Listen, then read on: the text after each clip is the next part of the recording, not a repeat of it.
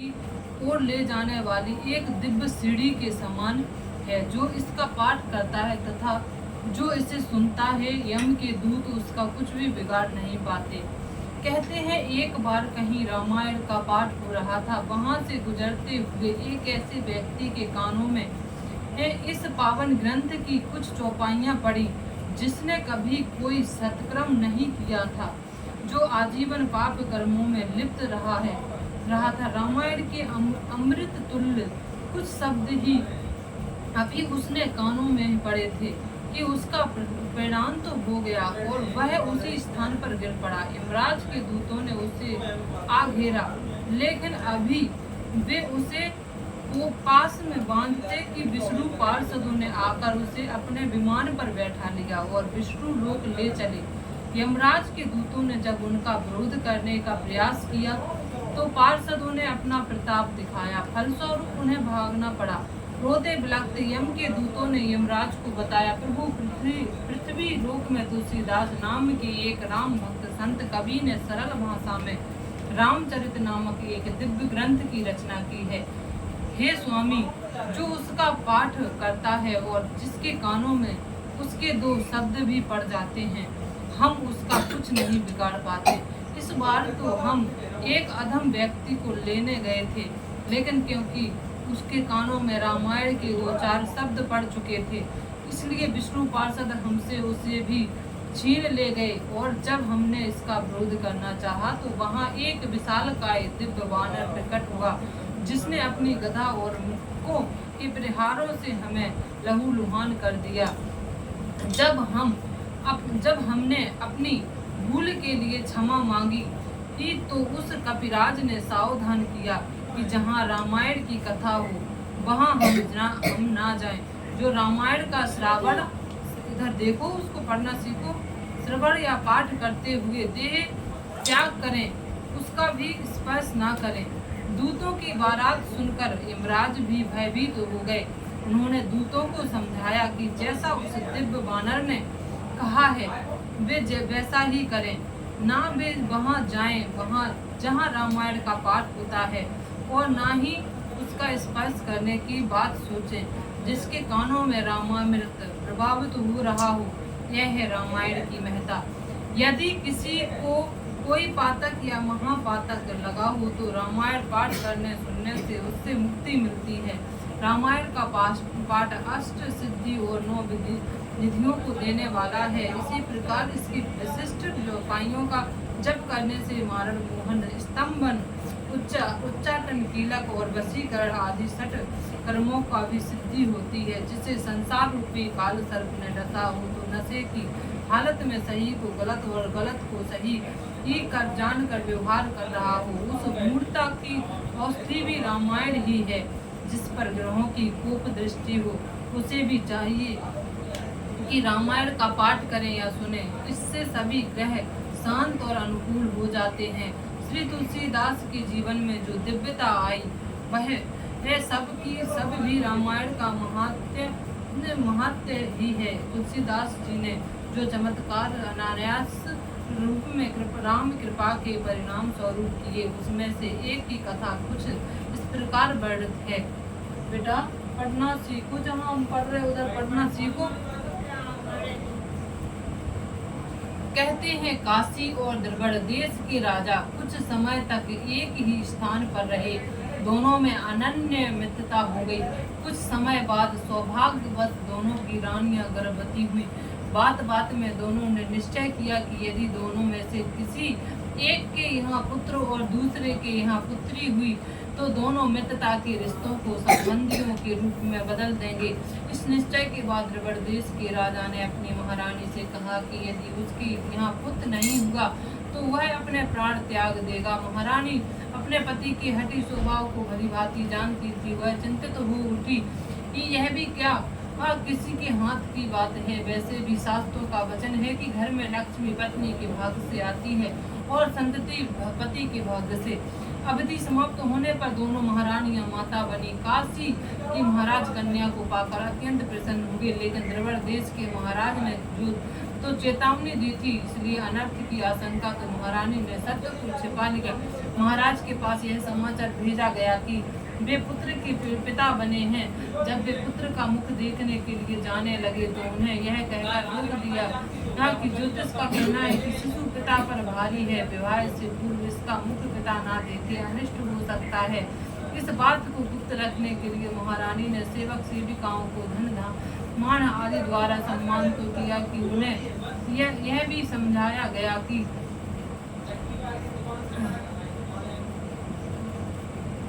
इस भेद के खुलते ही सबके प्रिय राजा ने उनको सदा सदा के लिए वियोग हो जाएगा, क्योंकि अपने हट और अपमान के कारण वे आत्महत्या कर देंगे। समय आने पर काशी नरेश ने द्रविड़ देश के राजा को दिए गए वचन की याद दिलाते हुए संदेश भेजा। द्रविड़ नरेश ने अपने वचन का पालन करते हुए उसे स्वीकार कर लिया। शुभ मुहूर्त देखकर विवाह का समय निश्चित कर दिया गया। विवाह की तिथि जैसे जैसे समीप आने लगी, द्रविड़ देश की महारानी की चिंता बढ़ने लगी। उसे लगा कि भेद खुलने के बाद अनर्थ हो जाएगा। महारानी को चारों ओर अंधकार की कालिमा दिखाई देने लगी। एकाएक राम कृपा से उसके मन में गोस्वामी तुलसीदास जी का नाम बोधा। तुलसीदास जी की महिमा उसने थोड़ा धीरे कर लो बात, अब उसके धीरे कर लो बात। अब विवाह की तिथि जैसे जैसे समीप आने लगी, द्रविड़ देश की महारानी की चिंता बढ़ने लगी कि भेद खुलने के बाद अनर्थ हो जाएगा। महारानी चारों ओर को अंधकार की कालिमा दिखाई देने लगी। एकाएक राम कृपा से उसके मन में गोस्वामी तुलसीदास का नाम खोला। तुलसीदास की महिमा उसने सुनी ही हुई थी। उसने सोचा जब कोई आशा की किरण ना हो, ऐसे में श्रद्धा पूर्वक यदि भगवान का स्मरण किया जाए तो वे अवश्य राह दिखाएंगे। संत भी तो उन्हीं की प्रतिनिधि है, बल्कि देखने में तो यह आया है कि जो काम भगवान नहीं कर पाते उसे भक्त अनायास साध लेते हैं। द्रविड़ देश की महारानी तुलसीदास जी की कुटिया पर पहुंच गई और उसने अपनी सारी व्यथा कथा संत चरणों में कह सुनाई। उसकी आंखों में अश्रुधारा बह रही थी। उसने प्रार्थना करते हुए कहा, भगवान मैं यह मानती हूँ कि अत्यंत भाषण नहीं करना चाहिए, लेकिन उस समय मेरे पास इसके अलावा और कोई चारा भी नहीं था। स्त्री के लिए उसके पति से श्रेष्ठ और क्या हो सकता है। अपनी भूल को स्वीकारती हुई मैं आपसे निवेदन करती हूँ कि आप मेरी लाज रखें। तुलसीदास जी कुछ समय तक गंभीर रहे, फिर उन्होंने इस दुखियारी महारानी से कहा, तुमने अपनी भूल को स्वीकार किया। तुम राम पर विश्वास करके राम भक्त के पास आई हो, इसलिए तुम्हारी विपदा का अंत अवश्य होगा। इसके बाद श्री तुलसीदास जी ने द्रविड़ कुमारी के कुमार के वस्त्र पहनकर राम कथा को सुनने को कहा। विधि के विधान के साथ भी श्री रामायण का नवग्रह प्रायण रखा गया। प्रायण समाप्त होने के बाद अद्भुत घटित हुआ। तो सुभाषीष के लिए जैसे ही तुलसीदास ने कुमार वेशधारी राजकुमार के सिर पर हाथ रखा और यह चौपाई पड़ी, मंत्र महामणि विषय व्याल के मेटक कठिन कुंक भाल के वह राजकुमार बन गई और आई विपदा टल गई। निश्चित मुहूर्त में राजकुमार की काशी की राजकुमारी से फाड़ी ग्रहण संस्कार हुआ। अचूक मानस मंत्र आपके जीवन में भी असंभव संभव बन सकता है यदि आप निष्ठापूर्वक रामायण का साधारण या स्पष्ट सहित पाठ करें। विशेष कामनाओं की पूर्ति के लिए कुछ मानस मंत्रों को नीचे दिया जा रहा है। कार्य सिद्धि के लिए जाते समय प्रभसी नगर कीज सब काजा, हृदय राख कौशल कर राजा। कार्य के लिए विदेश जाते समय रथ चढ़ी सिया सहित दो भाई, चले बनई आबद सिर नाही। भूत पिशाच से मुक्ति के लिए बंदो पवन कुमार, खलबन पावक ज्ञान गुण जासु हृदय आगार। बसही राम सर चाप धर, शत्रु निवारण के लिए जाके सिमरन तेरी पुनासा। नाम शत्रु वेद प्रकाशा, अन्न आदि की समृद्धि के लिए विश्व भरण को सड़ कर जोही। ता कर नाम भरत असुरोही। उत्सवर आदि की संपन्नता के लिए जब ते राम ब्याह घर आए। नित नव मंगल बोध बधाए, विजय के लिए सका धर्मय असरत जाके। जीत न कहूँ न कतहूँ रिपुदा के, सुख संपत्ति के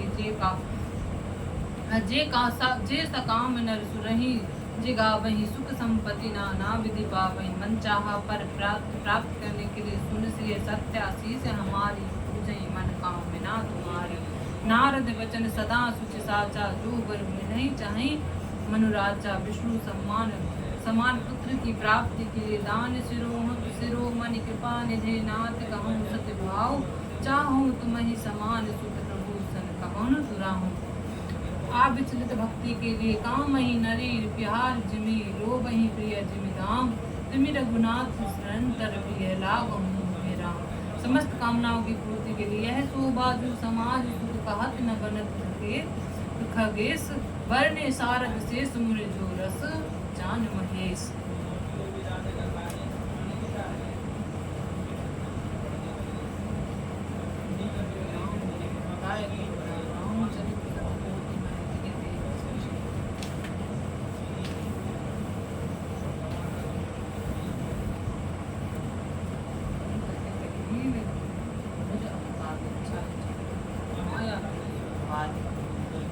श्री रामचरितमानस प्रथम सोपान बालकांड श्लोक वाण्डानाम नामर्थ संगाहनम रसानम छंद समापि मंडलानम ताकतो वंदे वाणी विनय को अक्षरों के प्रकार अर्थ के समूह रसों अनेक प्रकार के छंद और सर्व मंगल करने वाले गणेश जी एवं सरस्वती जी की मैं वंदना करता हूँ। भवानी शंकरो वंदे श्रद्धा विश्वास रूपिणी याभंबा बिना न पश्यन्ति सिद्धा स्वाता स्वामी जिनकी कृपा के बिना सिद्ध पुरुष भी अपने अंत करण में स्थित ईश्वर को नहीं देख सकते उन श्रद्धा और विश्वास के स्वरूप से पार्वती की भी वंदना करता हूँ। वंदे बोध महेम नित्यम गुरु शंकर रूपिणम यमातु ही वृकपि चंद्रः सर्वत वंदते। मैं ज्ञान रूपी नित्य सदैव ब्रह्मनिष्ठ शिव स्वरूप श्री गुरु महाराज की वंदना करता हूँ जिनके आश्रित होने पर टेढ़े चंद्रमा की भी सर्वत्र वंदना की जाती है। सीता राम गुरु ग्राम पुण्यारा बिहारिणी वंदे विशुद्ध विज्ञान कबीर कपिस्रो। श्री सीता राम जी की अपार चरित्रों का भी जो पवित्र वन है उसमें विहार करने वाले परम ज्ञानी कबीश्वर श्री वाल्मीकि जी तथा कबीश्वर हनुमान जी की वंदना करता हूँ। उद्धवसित हारिकारिणी कलेश हरिणी सर्वश्रेष्ठ करी सीतम नसूत राम बल्लभा। मैं उत्पत्ति स्थिति एवं संहार करने वाली कलेशों का नाश करने वाली तथा सब प्रकार से कल्याण करने वाली श्री रामचंद्र जी की प्रियतम सीता जी को भी नमस्कार करती हूँ।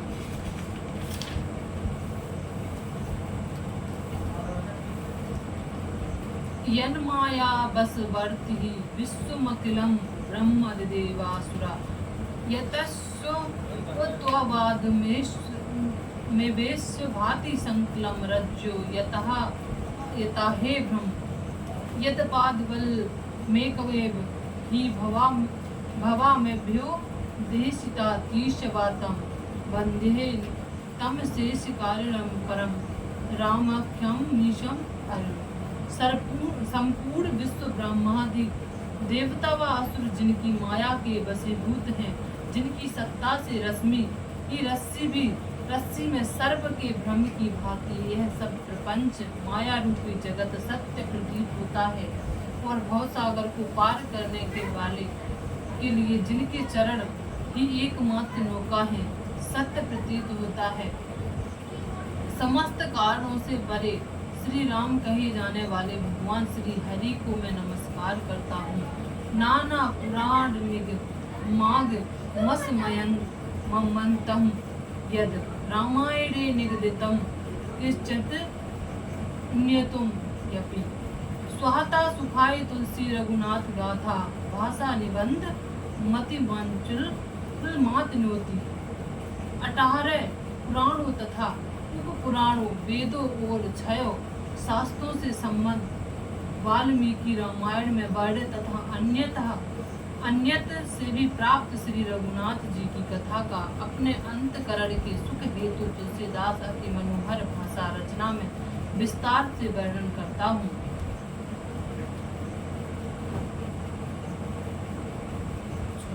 जो सुमिरत सिद्ध होई गणनायक करिबर बदन करहु अनुगुर सूहि मुक्ति राशि शुभ गुण सदन।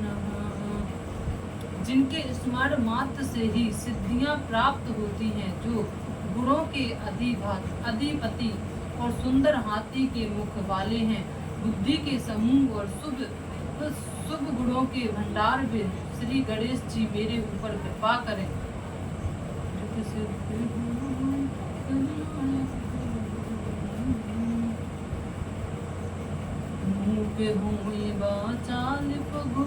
चढ़ही गिरबरी गहुन जासु कृपा सो दयाल द्रवहु सकल कलिमल दहन।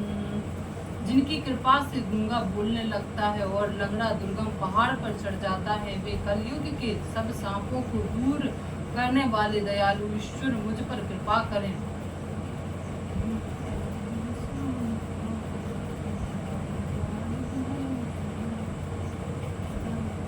इसी में लगा देना राम, बीच में राम लगा।